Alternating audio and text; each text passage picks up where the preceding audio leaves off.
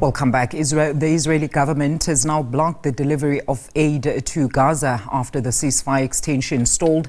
Now, this has sparked fears that the conflict could resume. SABC News correspondent Giles Gibson joins us now with the very latest from Tel Aviv. Giles, good to have you with us. A very good afternoon. So at this particular time, are you hearing of any attempts to extend the ceasefire? And I mean, this then effectively means that the second phase of the agreement remains inconclusive at this particular stage.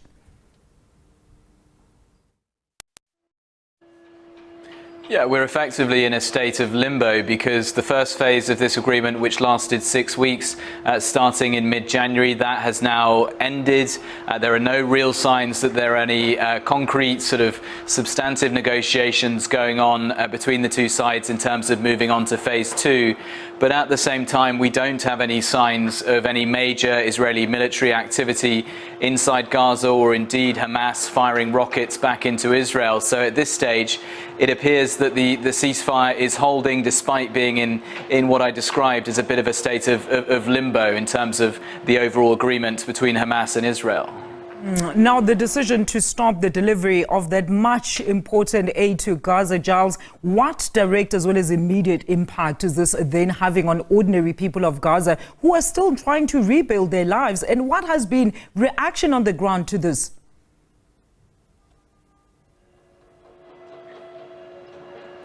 Well, the concern about it will just grow every single day that Israel prevents humanitarian aid trucks from heading into Gaza. They have, over the last 6 weeks, had the opportunity to flood as much aid as they really were able to into the enclave. We just had yesterday a statement from the World Food Programme saying that they had managed to reach about 1 million people over the course of those 6 weeks by, doing things like setting up local bakeries inside the enclave. But clearly now, every single day that passes without more food trucks, without more aid coming into the enclave, we are going to get closer to that situation that we saw before the ceasefire, when people in Gaza were really saying that they were struggling to access basic items, food, water, medical supplies, that kind of thing. And of course, a Hamas spokesperson there, according to reports, Charles says blocking supplies to Gaza was cheap blackmail and a coup on the ceasefire agreement, and also urged mediators to intervene. There's also reports, Charles, that Israel will attack Syria. Are you able to confirm these?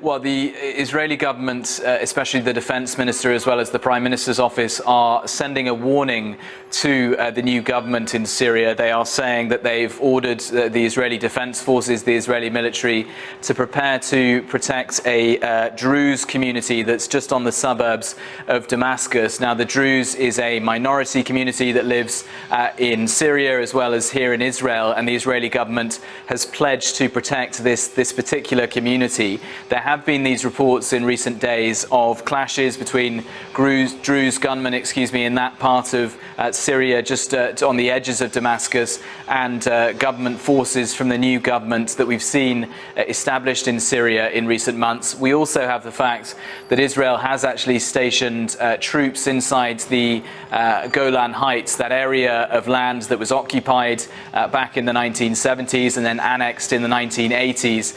Israel's argument for doing that, as they actually are doing in southern Lebanon as well, they are saying that they want to keep troops in those areas for their own sort of national protection.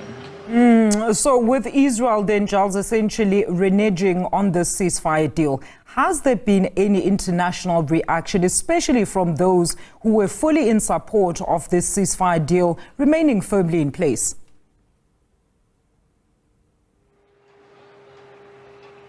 Well, what the Israeli government is saying is that they are sticking to a plan that they say was put forward by the US Special Envoy to the Middle East, Steve Witkoff. The way that we are seeing this plan shaping out, although it's not actually been confirmed by the Trump administration, by the White House, is that there would be an extension to the phase 1 of the ceasefire, lasting over the course of the Ramadan sort of season, which is the Ramadan celebrations, which have just started in the last few days. Then time covering also the Passover holiday here in Israel. So we would be looking at this extension, according to this proposal from the US, lasting until about the 20th of April.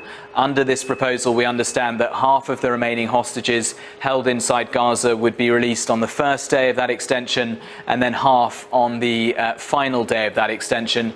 But as you say, we are hearing from Hamas that this is a violation of the agreements that was put in place several months ago, and they are saying that they want to see the two sides sticking to the original agreement of graduating onto phase 2, which of course would see the full withdrawal of Israeli troops from Gaza. And Giles, are you able to tell us if Israel has actually indicated how long it will actually accord Hamas time to actually come to a decision pertaining this new agreement?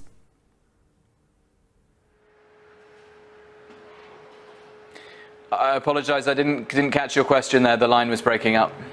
I'm saying, are you getting any indication from the Israeli camp, Giles, as to how long they will give or accord the Hamas camp time to respond to the new proposed deal?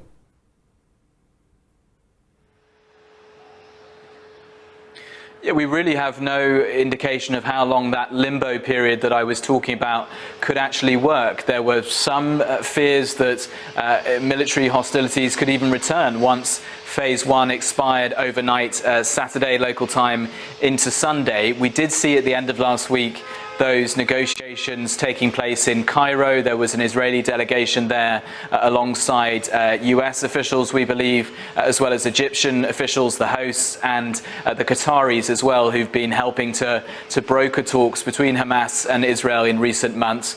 We don't really have any sign yet that Israel is prepared to send a new delegation back to either Qatar or to Cairo to restart those talks. So the next few days are going to be really, really crucial as to the future of this ceasefire. Will there be some substantive talks? Will we see, for example, the US Special Envoy to the Middle East, Steve Witkoff, actually coming to the region, getting the different players around the table and trying to thrash out either that extension to phase 1 or some sort of breakthrough in terms of getting to phase 2? Thank you so much for that update. That is SABC News correspondent in Tel Aviv, Giles Gibson.